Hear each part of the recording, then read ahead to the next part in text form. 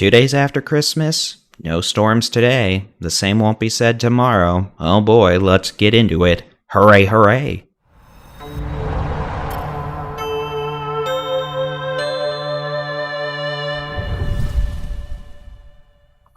Good morning. It is Friday, the 27th of December, 2024. I'm Texas Storm Chasers Bully-in-Chief David Reimer. After a bit of a busy afternoon yesterday across southeast Texas and the Golden Triangle, we are quiet across the state this morning with pockets of drizzle, low clouds, and dense fog. Good news is, we're not expecting really much storm activity today. Let's go ahead and take a look at the high-res rapid refresh model for today, tonight, into Saturday. We're going to focus on today first, then we'll talk about Saturday. But you can see we're going to have plenty of clouds today. Even the possibility of some drizzle, low clouds, light showers. Today into tonight across the northwestern half of the state, spreading east. And then you can see that things get a little active as we get into Saturday. And let's just go ahead and take a look at the severe weather outlook. Remember yesterday when I said it looked like most of this was going to be to our east and we were going to be quiet for a while? Oops.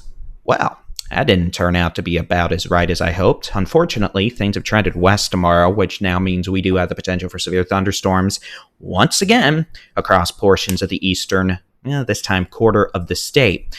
Like yesterday, the potential for bus factors, they're evident. But we could have another rowdy line of thunderstorms, another prefrontal band of storms, perhaps supercells, and we could have another day of potentially severe storms. I'm tired, can you tell? That's okay, we'll get through it. The potential for isolated to scattered severe storms possible Saturday, honestly, potentially Saturday morning along southeast Texas, the upper Texas Gulf Coast, the Golden Triangle. And then as we get into early Saturday afternoon and the remainder of Saturday afternoon, the Arklatex, northeast Texas, the eastern Brazos Valley, East Texas, the Piney Woods of East Texas, the Toledo Bend Reservoir area, the Golden Triangle, and southeast Texas. The potential for the most intense storms tomorrow to produce localized damaging wind gusts over 60 miles an hour, quarter to golf ball size hail. And yes, there may be a threat for a tornado or two. Here's the tornado outlook from the Storm Prediction Center. You can see for the most areas that are in the risk tomorrow, we're looking at a very low possibility of tornadoes. However, the threat is up to low across, really far east Texas or deep east Texas, depending on your terminology. The Piney Woods of East Texas down to the Golden Triangle. So we'll have to keep an eye on storms as they encroach on the Louisiana border. And there is a chance we may have some storms ongoing as soon as not long after sunrise into mid-morning along the upper Texas Gulf Coast, southeast Texas, the Golden Triangle. But we expect most of the thunderstorm activity to become more potent as we get into the afternoon, as a cold front moves from west to east across the state, setting the stage for what could be a severe weather event across Louisiana, Mississippi, and Alabama, where higher probabilities of severe weather and tornadoes exist. So back to the high-rise rapid refresh we go. Let's talk about it. And everything I just told you pretty much applies to what you're going to expect here. Again, today, a lot of clouds and even drizzle fog. As we go into tomorrow, you're going to see thunderstorms light up Texas Gulf Coast region, upper Texas Gulf Coast around sunrise. And then as we get into the afternoon hours, a line of storms developing along the leading edge of a dry line / cool front, which will then progress and just like last evening, move from west to east, eventually exiting Texas and ending the chance for thunderstorms around 7 p.m. Saturday. We're going to have to watch the main line of storms for indications of some storms that could be strong to severe and any discrete storms ahead of it, especially across southeast Texas that may try to get going and could have some threat for severe weather. We'll talk more about this later on in future updates and as we get into tonight and Saturday morning. Goes without saying, our typical get to take the weekend off schedule is not going to happen, and we will be producing videos Saturday as well. Here's the fire weather outlook from the Texas A&M Forest Service. Again, storm chances end 7 p.m. tomorrow-ish across far east Texas. Then we're going to mostly be dry for a while. High fire danger possible the western half of the state today, Saturday, and Sunday. West Texas, the Panhandle, the Permian Basin, the Big Country, the Concho Valley, and parts of the Hill Country down into the northern Edwards Plateau, the Big Bend, the Trans-Pecos, the Davis Mountains, the Guadalupe Mountains, into the borderland of far west Texas. Here's a long-range American weather model global forecast system. Now, after Saturday, we should be quiet for a while.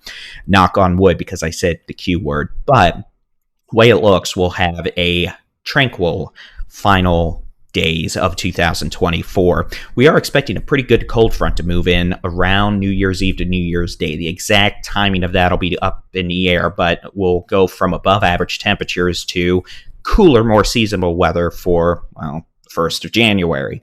We seem to do this every couple of years. We get one of these cold fronts coming in where things get chilly right around New Year's Eve or New Year's Day. But at this point, doesn't look like a big precipitation maker. We may see some rain chances across the southern third of the state on Wednesday as that cold front moves in and we see some moisture interact with it as well. But at this point, not a severe weather maker, not a big precipitation maker, which is why the forecast rain totals over the next 5 days.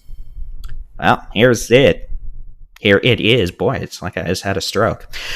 Eastern quarter of the state, the potential for 1/4 to 3/4 of an inch of rain with storms tomorrow. The rest of the state, we might see some drizzle, spotty showers, but nothing that should amount to over 1/10 of an inch of rain. So with this, we shouldn't see much in the way of flooding issues unless we see an inch of rain fall in 10 minutes, in which case we'll have an issue.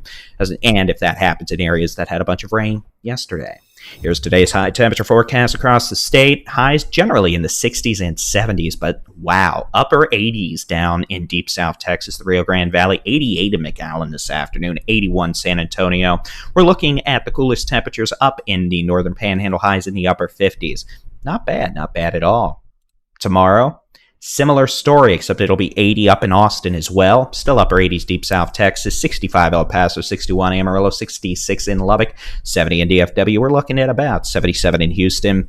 Not bad at all. As we make it into Sunday, same story. Picture perfect almost. Highs 60s, 70s, 80s down in South Texas. As we move into Monday, a anomalously warm day for the end of 2024. High temperatures in the upper 80s to low 90s, South Texas, the Edwards Plateau, the Rio Grande Plains, Eastern Big Bend. We're looking at mid-80s up into Central Texas, the Hill Country, Concho Valley, 83 San Angelo, about 83 in Austin, 84 San Antonio, 77 to 78 DFW, 70 in Amarillo, 71 in El Paso, looking at 70s across the eastern third of the state, 78 in Houston. And then as we make it into New Year's Eve, cooler temperatures arrive thanks to a cold front. Highs only in the 40s, the Panhandle, West Texas, 50s, northern third of the state, still in the 60s, central third of the state, and then still 70s, 80s, southern third of Texas. But some of those temperatures may be peaking in the morning / early afternoon with cooling temperatures as the cold front moves south. And the start of 2025 expected to be a cooler day across the state of Texas. But as we discussed, this doesn't look like a system that's going to bring a lot of rain to the state, with maybe some rain across the southern third of the state to start off 2025. Well, ladies and gentlemen, it has been a busy couple of days, and tomorrow could be a wee bit busy as well across the eastern third of Texas. So we'll definitely be doing a weather roundup video tomorrow, but it is Friday, which means it's time to give some thanks to our spinny doomers here on the Texas Weather Center.